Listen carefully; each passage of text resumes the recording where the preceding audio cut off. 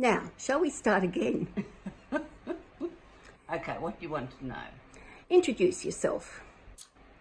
I'm Jackie Maisie and I'm a bat carer. I was thinking you're just going to say, I'm Jack. No, but I can if you like. I'm Jack and I'm a bat carer. You're Auntie Jack. Auntie Jack, yes. Yes. On YouTube, you're my Auntie Jack. Okay. Yes. Good. Don't rip my bloody arms off, though. I'll try not to. Okay. Now, how did you get into wildlife, Jack? Well, I rescued a bird from up the road and I didn't know what to do with it, so I rang the local wildlife group who asked me if I wanted to keep it and look after it and then join the group. So that's what I did. And then after I joined the group, I went to every single training day they had because I didn't know what I particularly wanted to look after. And then it came to bat training and I fell in love with them, and that's been it ever since. So I did all the animals, and I do look after possums and reptiles and birds, but my absolute love are flying foxes. Why? And my flying foxes, particularly because of their personality, because I can really get close to them, because I believe that they thrive if they have a personal contact with their carer. They'll live if they don't, but they really thrive if they do.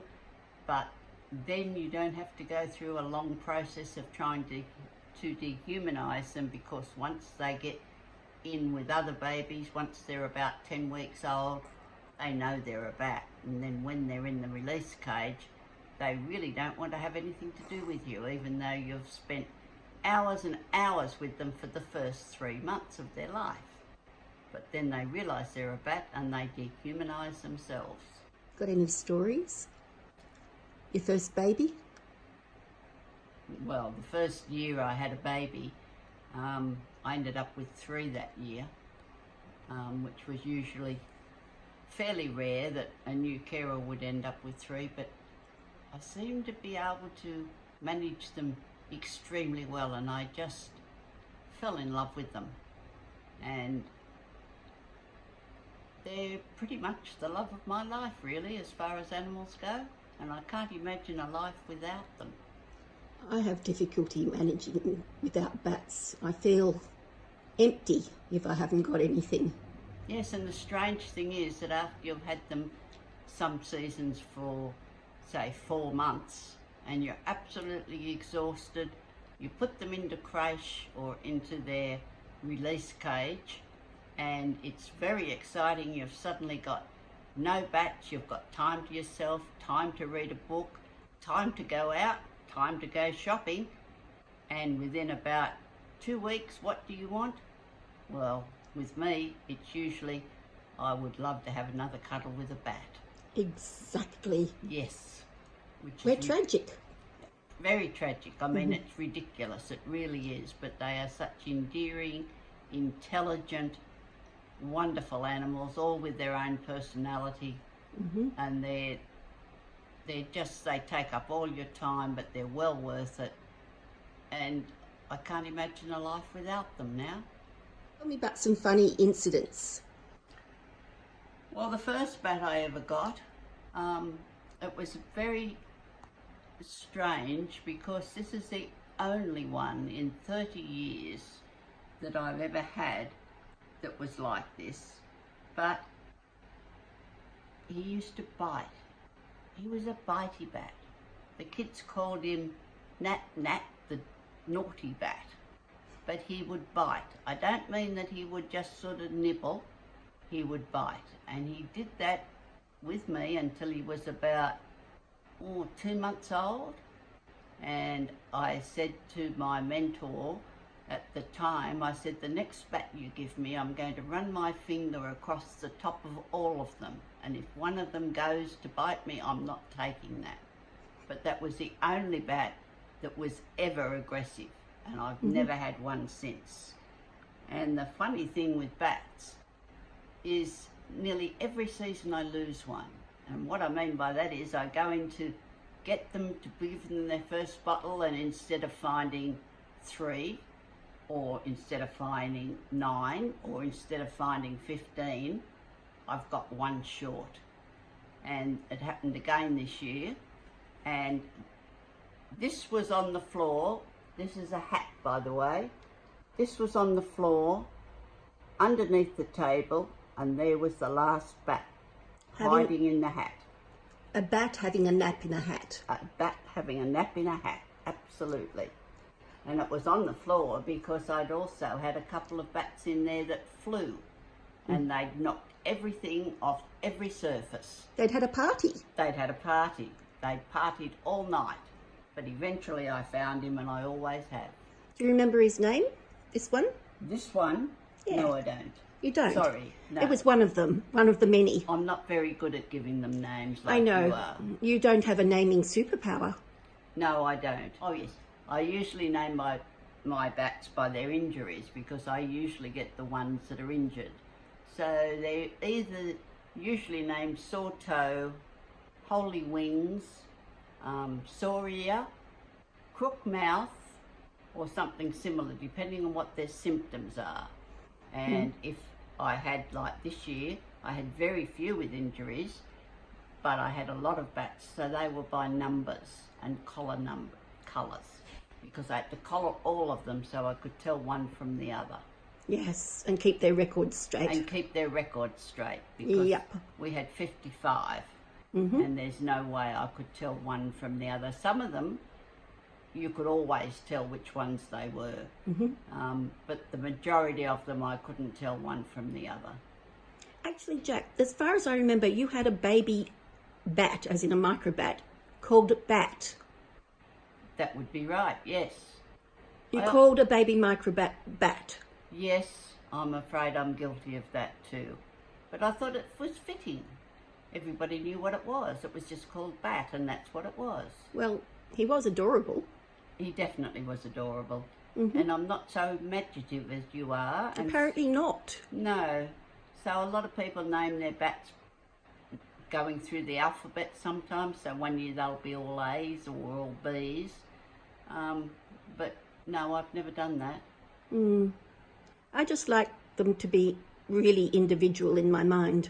Yes, that's a good idea, I think. But could you keep that many individual in your mind, do you think? Yes, because you give me the name of a weird bat name that I've used, and I'll remember the names and the history and where I found him and everything about them. Well, see, that's because you've got a young brain and I've got a very old brain. I haven't got room in there for any more names. That's your story? That's it, yes. You're sticking to it? Absolutely, yes. So, Luce? Can you sum up, how long have you been doing it? About 30 years? Yes, I have been doing it for 30 years, and even when we had a break and sold everything and travelled in a caravan, I always came back to New South Wales for bat season. Yes, always. Well, of course you would. So I've had quite a lot of bats that have been raised in a caravan. In a caravan, perfect. Yes, they have. Exactly. I've delivered you bats to your caravan. You have. Exactly. You have.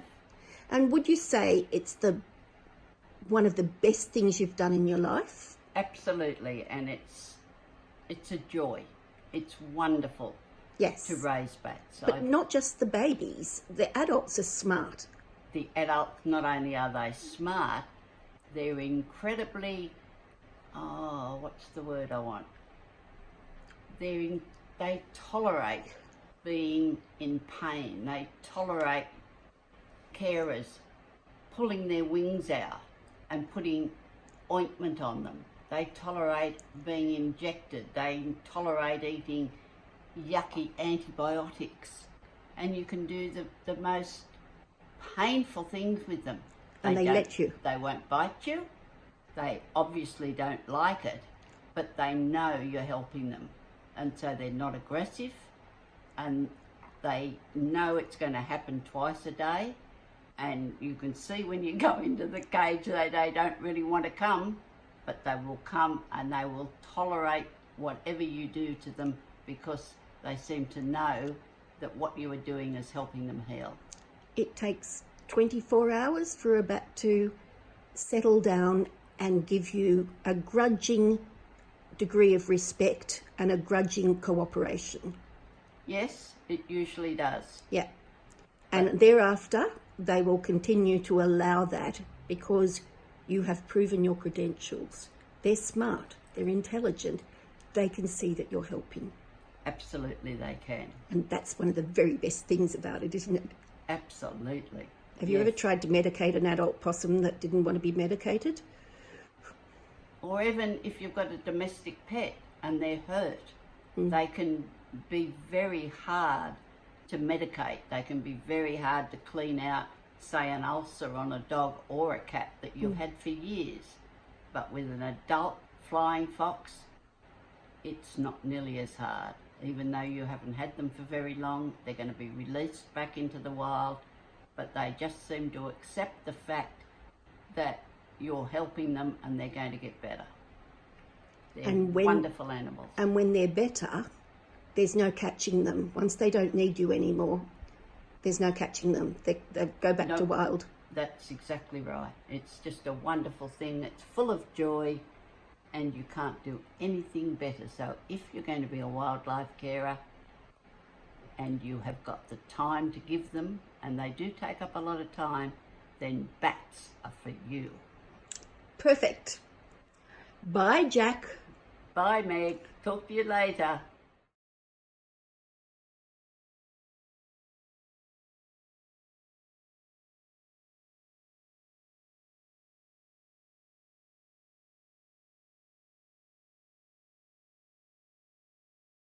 Right, I was taking some initiative then. Okay.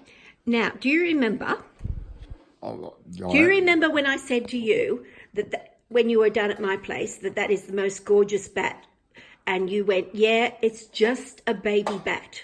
I have some recollection of that. Yes, Right. I do. Okay. Now I'm just giving you this. Now, is this just a baby bat, or is this a particularly gorgeous baby bat? Oh, if you say it is, how can I argue with that? How can you argue with that? Huh? It's like, I know. You even agree, kind of, in your little brain behind everything. You kind of agree that that's a particularly gorgeous baby in bat. my lizard brain. That one too. Yeah. Yeah. Okay. It appears to be. It could be trick photography. Nah, it's not trick. You're looking doubtful. I thought we were finished.